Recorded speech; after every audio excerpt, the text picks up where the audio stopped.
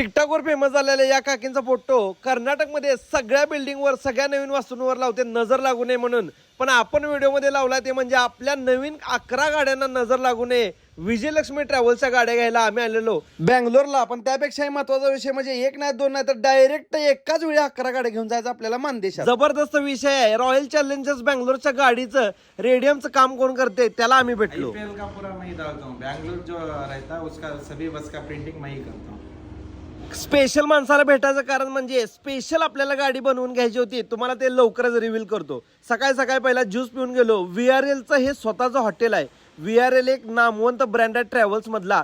या हॉटेलवर आम्ही नेहमी जेवतो. इथला एक विषय तुम्हाला सांगायचा म्हणजे ड्रायव्हरांनी उभं राहून जेवायचं. याचं कारण काय माहिती का, लवकरात लवकर जेवण व्हावं आणि ड्रायव्हरांनी गाडी लवकर निघावी, कस्टमरला लवकर वेळेत पोहोचवावं म्हणून.